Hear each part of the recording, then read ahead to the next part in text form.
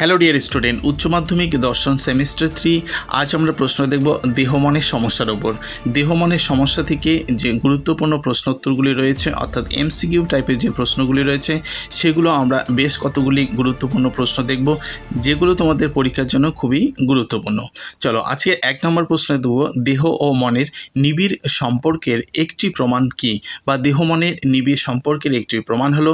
4টি অপশান দেওয়া থাকবে, তার মধ্যে একটি সঠিক উত্তরও থাকবে। ঠিক আছে, আমি সঠিক উত্তরটাই তোমাদের তুলে দিচ্ছি। তোমরা যারা এর আগের ক্লাসগুলি দেখেছো তারা নিশ্চয়ই ব্যাপারটা জানো, সুতরাং যারা নতুনরা দেখছো অবশ্যই এর আগের ক্লাসগুলি দেখে নেবে। ওকে বন্ধুরা, দেখো, সাধারণ পর্যবেক্ষণ হলো প্রথম, দেহ ও মনের নিবিড় সম্পর্কের একটি প্রমাণ হলো সাধারণ পর্যবেক্ষণ।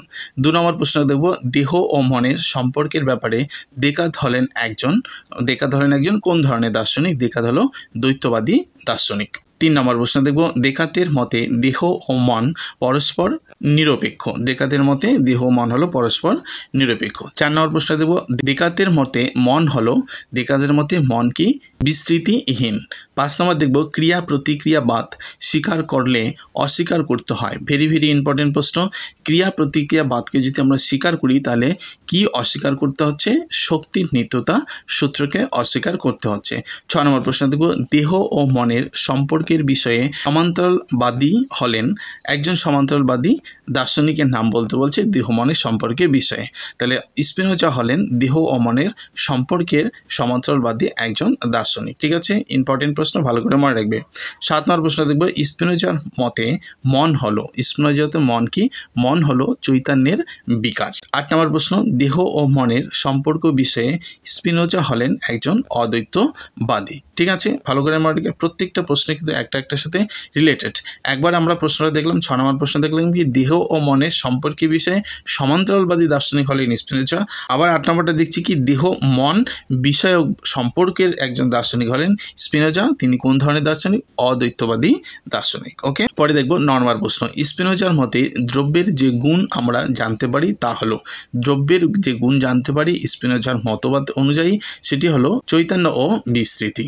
10 নম্বর প্রশ্ন দেব, দেহ ও মনের সম্পর্কের বিষয়ে পূর্ব স্থাপিত শৃঙ্খলাবাদের কথা বলেন কে? বলেন হচ্ছে দার্শনিক লাইবনিজ। 11 নম্বর প্রশ্ন, যে মতবাদ অনুযায়ী মন হলো দেহের বা মস্তিষ্কের গৌণ লক্ষণ সেটি হলো উপলক্ষণবাদ। 12 নম্বর প্রশ্ন দেখব, দেহ মন সম্পর্কিত দার্শনিক মতবাদ হলো কি ক্রিয়া প্রতিক্রিয়াবাদ, সমান্তরালবাদ এবং হচ্ছে কি অভিন্নতাবাদ। ভেরি ভেরি ভেরি ইম্পর্টেন্ট প্রশ্ন। দেহ মন সম্পর্কিত দার্শনিক মতবাদগুলি কি? ক্রিয়া প্রতিক্রিয়াবাদ, সমান্তরালবাদ এবং অভিন্নতাবাদ। পরীক্ষা হলে কিন্তু এই 3টি অপশনের মধ্যে যে কোনো একটি অপশন তোমরা পাবে। ঠিক আছে, সুতরাং 3টে অপশানে ভালো করে মনে রাখবে। ওকে বন্ধুরা, যারা বন্ধুরা এর আগের ক্লাসগুলি দেখো নি অবশ্যই দেখে নেবে। সেখানে কিন্তু দ্রব্যের উপর এবং আমরা হচ্ছে কার্যকারণের উপর সমস্ত প্রশ্নোত্তরগুলো দেখে নিয়েছি। ওকে, চলো 13 নম্বর প্রশ্ন দেব, দেকার্ত এর দেহ ও মনের সম্পর্ক কেন্দ্রিক মতবাদটি পাশ্চাত্য দর্শনে কি নামে পরিচিত? খুবই গুরুত্বপূর্ণ প্রশ্ন, দ্বৈতবাদ নামে পরিচিত। 14 নম্বর, দেকার্তের মতে জগতের সমস্ত দ্রব্য 2 ভাগে বিভক্ত। সেই 2টি ভাগ কি? দেহ ও মন, আরেকটি হলো জড় ও আত্মা।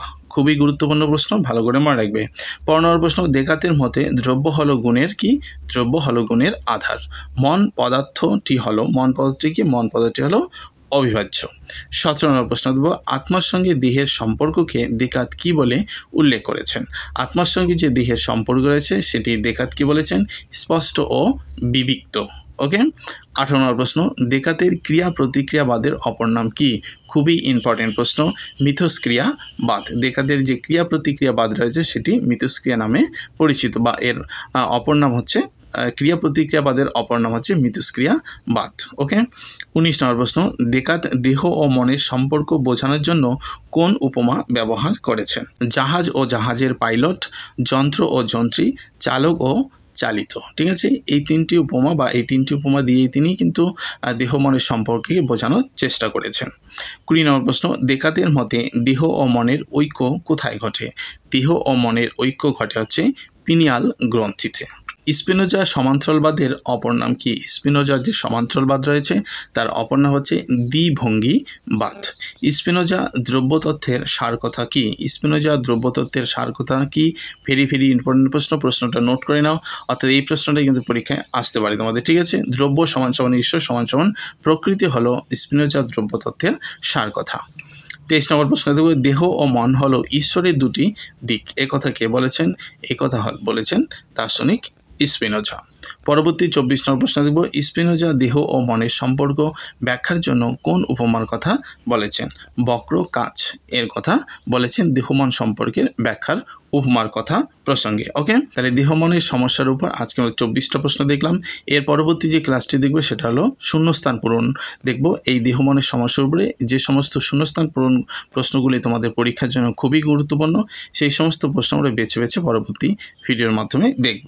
ওকে বন্ধুরা, যারা ক্লাসগুলির জন্য অপেক্ষা করে থাকো বন্ধুরা, আমি তোমাদের জন্য কন্টিনিউ ক্লাস দিব অবশ্যই, কিন্তু তোমাদের কি করতে হবে? ভিডিওগুলি বন্ধুদের মাঝে একটু শেয়ার করতে হবে। তোমরা অনেকেই ক্লাসগুলি দেখছো, কিন্তু দেখতে পাচ্ছি যে সেখানে একটিও তোমরা লাইক করছো না।